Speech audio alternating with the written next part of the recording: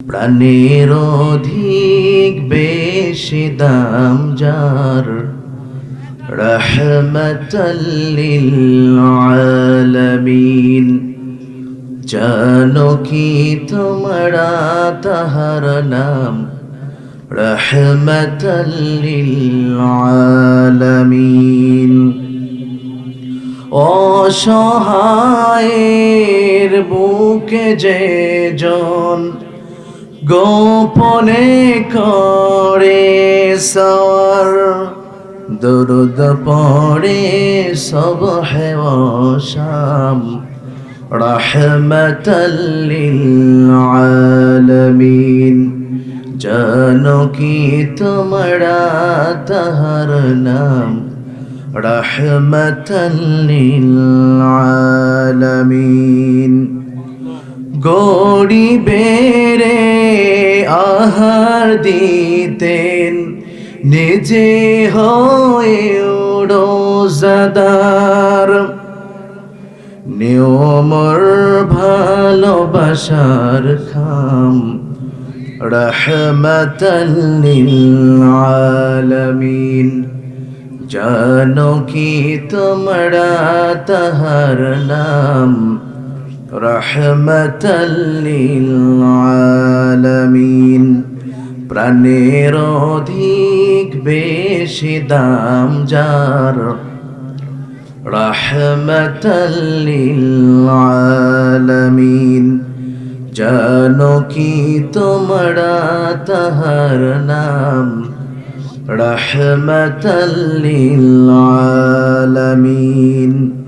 তারি পথে বিছিয়ে দিতেন, টুকরো কাটা স্তূপ করে।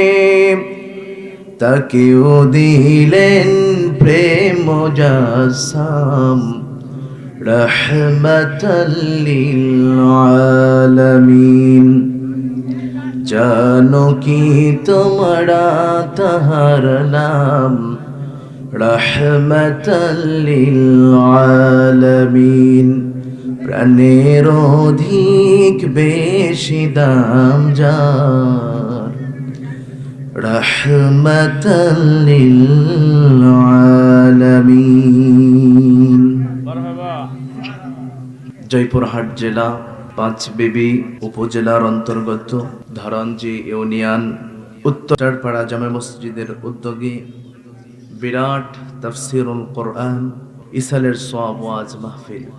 আমার পক্ষ থেকে প্রাণঢালা সালাম, আসসালামু আলাইকুম ওয়া রাহমাতুল্লাহি ওয়া বারাকাতুহু। আলোচনার সূচনায় জানতে চাই, ধরঞ্জি ইউনিয়নবাসী কেমন আছি আমরা? ভালো আছি তো? আমাকে জিজ্ঞাসা করা হয়েছে। আলহামদুলিল্লাহ, আল্লাহ তাআলা আমাকেও আপনাদের দরজাতেই রেখেছেন। পড়ছি আলহামদুলিল্লাহ।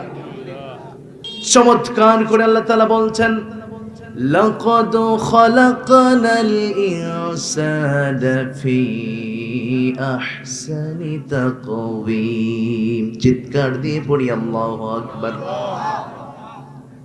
আল্লাহ তাআলা বলছেন, দুনিয়ার মানুষদেরকে আমি আল্লাহ সৃষ্টি করেছি, আর সৃষ্টিটা আমি আল্লাহ অত্যন্ত সুন্দর করে চমৎকার করে সৃষ্টি করেছি। একটা মানুষের দিকে তাকান আপনি, চোখের জায়গায় চোখ দিয়েছেন, হাতের জায়গায় হাত দিয়েছেন, নাকের জায়গায় নাক দিয়েছেন, পার জায়গায় পা দিয়েছেন, কপালটা সুন্দর করে বানিয়েছেন, মাথায় কত সুন্দর করে চুল দিয়েছেন। আল্লাহ তাআলা এত সুন্দর চমৎকার করে বানায়া আল্লাহ তাআলা বান্দারে দুনিয়াতে পাঠায়া দিলেন। সুবহানাল্লাহ, আরো জোরে বলি সুবহানাল্লাহ। আল্লাহ তাআলা এত সুন্দর করে বানালেন। আল্লাহ রাব্বুল আলামিন বলছেন, বান্দা তোমার নিজের চেহারার দিকে তুমি একবার তাকাও, আয়নার সামনে গিয়ে তাকাও, তাকায় দেখো আমি আল্লাহ তাআলা তোমাকে কত সুন্দর করে বানালাম। তোমার নাক দিলাম, হাত দিলাম, কান দিলাম। রেলওয়ে স্টেশনে গেলে বান্দা দেখতে পাও কত মানুষ বিকলাঙ্গ হয়ে পড়ে আছে, কারো হাত নাই, কারো পা নাই, কারো চোখ নাই, কেউ অন্ধ, আবার কেউ কানে শোনে না। আবার এমন মানুষ দেখা যায় কানে শোনে না, কত কষ্ট, চলতেও পারে না, পা নেই। কিন্তু বান্দা, তোমার প্রতি আমি আল্লাহ তাআলা এত দয়া করলাম, অনুগ্রহ করে আমি আল্লাহ তাআলা তোমাকে দুইটা পা দিলাম, দুইটা হাত দিলাম, দুইটা চোখ দিলাম। আমি পারতাম একটা চোখ দিতে, কিন্তু দিলাম না। কারণ বান্দা, একটা চোখ যদি তোমারে দেই, তোমার পথ চলাটা কষ্ট হবে। রাস্তায় যখন তুমি বের হবে, তোমার ডান চোখটা যদি নষ্ট হয়ে যায়, তুমি বাম দিকে তাকাবে, ডান দিক থেকে তোমাকে গাড়ি ধাক্কা দিয়ে তোমার জীবনটা নাশ করে দেবে। বান্দারে, তোমার প্রতি দয়া, অনুগ্রহ, ভালোবাসা দিয়া আমি আল্লাহ তাআলা তোমার শরীরের সব জিনিসগুলো জোড়াই জোড়াই বানায়া দিলাম। এত সুন্দর করে আমাদেরকে যে রব বানিয়েছেন, সেই রবের নাম কি? আরো জোরে বলতে হবে, কি নাম? আল্লাহ। সেই আল্লাহ আমাদেরকে বানিয়েছেন। তাহলে সেই আল্লাহর কথাই আজকে এখানে হবে। আজকে সেই রবের কথা বলতে যদি কেউ আমাদেরকে বাধা দেয়, আমরা ঠিক থাকবো নাকি? ঠিক থাকবো? আমরা পিঠের চামড়া তুলে না হবে, কথা বলেন ঠিক কিনা? আমরা বহু জুলুমের শিকার হয়েছি, বহু ক্ষমতা দেখেছি। আমরা আইয়ুবের শাসন দেখেছি, মুজিবের ভাষণ শুনেছি, জিয়া কেটেছে খাল, এরশাদ চাচার তাল বেতাল। আর আমরা সলচাতুরির মধ্যে থাকতে চাই না মুসলমান। আগামী বাংলাদেশ কোরআনের বাংলাদেশ, ইসলামের বাংলাদেশ, কথা বলেন ঠিক কিনা? আমরা কোরআন নিয়ে বাঁচতে চাই, কোরআন আমরা মাথার উপরে রাখতে চাই। আজকে আমরা কোরআনকে পার্লামেন্টে দেখতে চাই, কথা কোন ঠিক কিনা? আজকে কোরআনের বিরোধিতা যে করতে আসবে, কোরআনের বিরুদ্ধে যে আচরণ করবে, পিঠের চামড়া তুলে না হবে, কথা কোন ঠিক কিনা?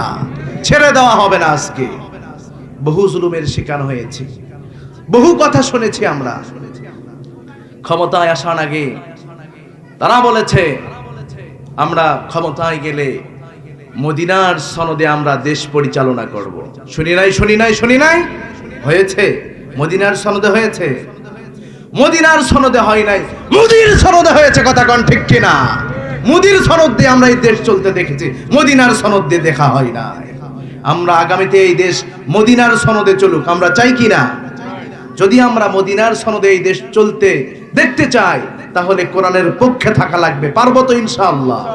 জীবনটা দিয়ে দেওয়া লাগতে পারে, আমার রক্ত দিতে হবে, আমাকে হত্যা করা হবে, আমার প্রাণের বিনিময়ে এই দেশে ইসলাম কায়েম হবে। আমরা চাই কি না?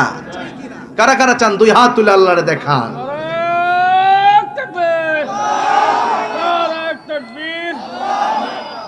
সবাই হাতগুলো এরকম উঠান, নাড়াচাড়া করেন, আর এরকম করেন দেখি। হ্যাঁ, হাত নামান, আল্লাহ তাআলা কবুল করে নিক। প্রিয় ভাইরা আমার, কষ্ট পেয়েছেন আপনারা? কষ্ট পান? কোরআনের কথা শুনলে খারাপ লাগে? আমরা কোরআনের দিকে মানুষকে আহ্বান করি, কথা বলেন ঠিক কিনা? আর আল্লাহ তাআলা কোরআনে বলেছেন, তার কথাটাই সর্বশ্রেষ্ঠ এবং উত্তম কথা। যেই ব্যক্তি মানুষদেরকে কার দিকে ডাকে? আল্লাহর দিকে ডাকে। আল্লাহ রাব্বুল আলামিন বলছেন, পৃথিবীতে ওই ব্যক্তির কথাই তো সবচেয়ে দামি আর শ্রেষ্ঠ কথা। আল্লাহ তাআলা বলছেন, ওয়ামান আহসানু কওলাম মিম্মান দাআ ইলাল্লাহি ওয়া আমিলা সালিহান ওয়া ক্বালা ইন্নানি মিনাল মুসলিমিন। চিৎকার দিয়ে পড়ি আল্লাহু আকবার। আল্লাহ রাব্বুল আলামিন বলছেন, ওই ব্যক্তির চেয়ে আর কার কথা বেশি দামি হতে পারে? যে ব্যক্তি লোকদেরকে আল্লাহর দিকে ডাকে, আর সে নিজে আমলে সালেহ করে, আর সে নিজে বুকে হাত দিয়া নিজেকে বলতে পারে, আনা মিনাল মুসলিমিন, আমি হলাম মুসলমান। আমার ভাইরা, আজকের সমাজে নিজেকে মুমিন আমরা বলতে পারি, ইমানদার বলতে পারি, কিন্তু আজকের সমাজে নিজেকে মুসলমান বলে দাবি করাটা আমি মনে করি চূড়ান্তই বড় কঠিন একটা কাজ, কথা বলেন ঠিক কিনা? আপনি ইমানদার খুব সহজে হতে পারেন, আপনি ইমানদার হতে পারেন কিন্তু আপনি মুসলমান হতে পারেন নাই। কারণ হলো মুসলমান তো ওই ব্যক্তি যে ব্যক্তি নিজের কোনো মন মস্তিষ্ক বশত চলে না, নিজের মন যা চায় সেই দিকে চলে না, চোখ যা দেখতে বলে সেটা দেখে না, কান যা শুনতে বলে সেটা শোনে না, হাত যা করতে বলে সেটা করে না। মুসলমান তো ওই ব্যক্তি যেই ব্যক্তি কোরআনের সামনে দাঁড়ায়, কোরআনের সামনে দাঁড়িয়ে আল্লাহকে ডেকে ডেকে বলে, আল্লাহ এই কোরআনুল কারীমে আপনি আমাকে যেইভাবে চলতে বলেছেন সেইভাবে আমি নিজেকে আজকে সফরদ করে দিলাম। আল্লাহ আপনি যেমনি চলতে বলবেন আজ থেকে আমি সেইভাবেই চলবো। এটাই হলো মুসলমান। আরেকটা উদাহরণ দিয়ে আপনাদেরকে, আমাদের সমাজে মানুষ যখন মারা যায়, মারা যাওয়ার পরে কি বলা হয়? বলেন বলেন বলেন। মানুষ মারা গেলে সেই মানুষটাকে কি বলা হয়? লাশ। লাশ লাশ কি বলা হয়? জোরে বলেন, কি বলা হয়? লাশ। লাশ আমরা সকলেই দেখেছি, কথা বলেন ঠিক কিনা? লাশকে যখন গোসল করানো হয় সেই সময় দেখবেন লাশকে ডান বাম বসানো হয়, শোয়ানো হয়, কথা বলেন ঠিক কিনা? লাশকে যখন গোসল করানো হয়, যখন ডান বাম করা হয়, লাশ সেই সময় যদি কষ্টও পায়, ব্যথাও পায়, লাশ কিন্তু বলতে পারেন আমি কষ্ট পাচ্ছি, আমি ব্যথিত হচ্ছি, আমাকে ডানে করো না, আমাকে বামে করো, বসায় না, এই শক্তি কিন্তু লাশের সেই সময় থাকে না।